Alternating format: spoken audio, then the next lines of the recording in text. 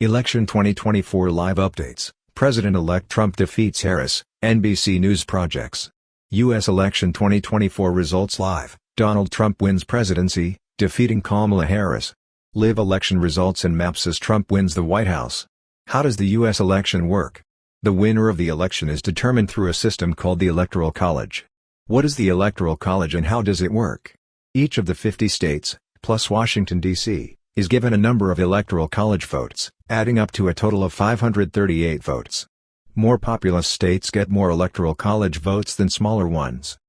A candidate needs to win 270 Electoral College votes, 50% plus 1, to win the election. In every state except two, Maine and Nebraska, the candidate that gets the most votes wins all of the state's Electoral College votes.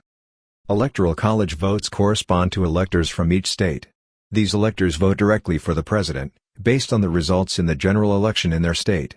In early January, following the presidential election, Congress convenes in a joint session to count and certify the electoral votes.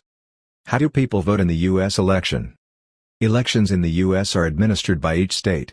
Whether by mail-in ballots or voting in person on Election Day, people effectively vote in 51 mini-elections in the presidential election.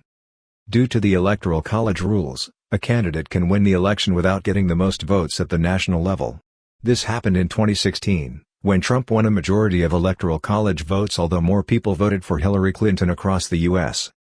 A handful of races are run with a ranked choice voting system, whereby voters can rank candidates in their order of preference. If no candidate gets more than 50% of the vote, then the candidate with the fewest votes is eliminated and their supporters' votes will be counted for their next choice. The Guardian has marked these elections where applicable above, and shows the results of the final result with redistributed votes. How are the votes counted? Vote verification and counting involves many processes to ensure oversight and security, and it runs before, during and after Election Day. As soon as the polls close, local precincts count the ballots cast in person on Election Day, alongside any absentee or mail-in ballots that have been verified. Processes vary by state, but typically this involves verifying mail-in voter signatures and ensuring ballots are properly filled out. Provisional ballots, used when there are questions about a voter's eligibility, are set aside for later verification. Verified ballots are then counted, usually digitally but in some cases manually.